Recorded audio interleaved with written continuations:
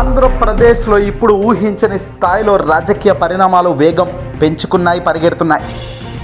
ఎన్నికలు వస్తున్న ఈ తరుణంలో నిన్న జరిగిన టీడీపీ, జనసేన, బీజేపీ కూటమి సభ అట్టార్ ఫ్లాప్ అయిన సంగతి తెలిసిందే. మనం గతంలో చెప్పుకున్నట్టే అచ్చం జరిగింది.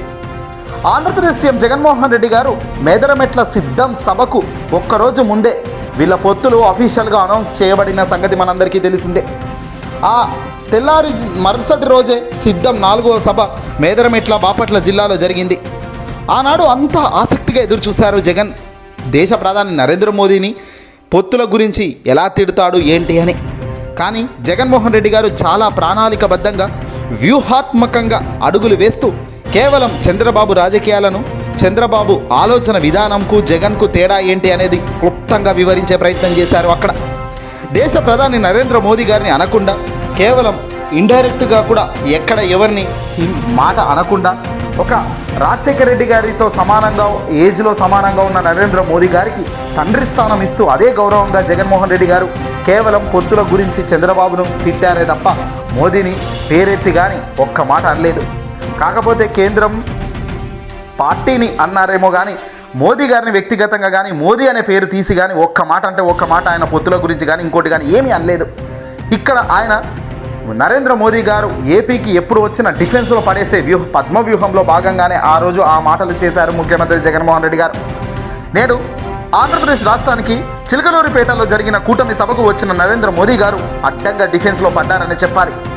ఇక్కడ ఆయన నేరుగా జగన్ గౌరిని కానీ, ఆయన ప్రభుత్వాన్ని కానీ ఏమీ అనకుండా ఏదో తూతూ మంత్రంగా మాటలు మాట్లాడి చివరన నా దేశ ప్రధానిగా మళ్ళీ నేను గెలుస్తున్నానని, పార్లమెంట్లో సీట్లు చాలా ముఖ్యమని, తద్వారానే మీరంతా కోరుకుంటే ఎంపీ స్థానాలు ఇస్తే ఖచ్చితంగా గొప్ప స్థానంలో మళ్ళీ పరిపాలన చేస్తానని ఆయన చెప్పుకొచ్చారు. కేవలం ఎమ్మెల్యేలు పోటీ పడి అవినీతి చేస్తున్నారు అని ఒక చిన్న మాట అన్నారే తప్ప దానికి తగ్గ ఆధారాలు కానీ, లేదా నేరుగా జగన్మోహన్ రెడ్డి గారిని టార్గెట్ చేసి కానీ ఏది కూడా ఒక్క మాట అంటే ఒక్క మాట కూడా దేశ ప్రధాని నరేంద్ర మోదీ గారు అనలేదు. కేంద్రం మెచ్చిన సీఎంలలో జగన్ కూడా నెంబర్ 1 స్థానంలోనే ఉన్నారనడంలో ఎలాంటి సందేహమే లేదు. ఢిల్లీకి ప్రతిసారి జగన్ వెళ్ళినప్పుడు కూడా అభినందించే మోదీ ఇప్పుడు హఠాత్తుగా రాజకీయాల కోసం, పొత్తుల కోసం జగన్ను ఏదైనా తిడతారు అంటే అది కరెక్ట్ కాదనేది మరోసారి నిరూపించారు. అసలు దీనివల్ల ఇప్పుడు చంద్రబాబు, పవన్ అడ్డంగా అటర్ ఫ్లాప్ అయిపోయారు. ఎంతో జగన్ను తిట్టించవచ్చు ప్రధానిని తీసుకొచ్చి, దీన్ని హైలైట్ చేసి ఓట్లన్నీ లాగొచ్చు అనుకున్న టీడీపీ, పవన్కు ఇద్దరికి షాక్ అయితే తగిలింది. ఇక్కడ ప్రధాని ఒక్క మాట అంటే ఒక్క మాట కూడా జగన్ను అనకపోగా పైగా పోతూ పోతూ చంద్రబాబును పొట్టు తిట్టేపోయారట. ఎందుకంటే సభ నిర్వహించిన తీరు ఎంత దారుణంగా ఉందో మనం నిన్నే చూసాం.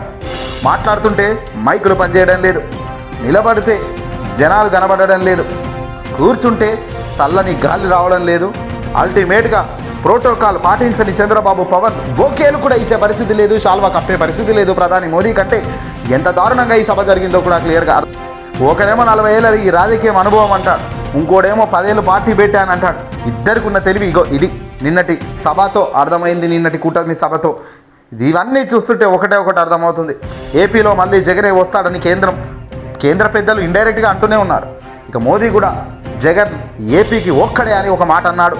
నిజానికి జగన్ ఏపీకి ఒక్కడే, ఆయనే సీఎం, ఆయనే పరిపాలన రాజు అనేది అందరికీ ఈ సందర్భంగా చెబుతూ వీడియోకి గట్టిగా లైక్ కొట్టండి.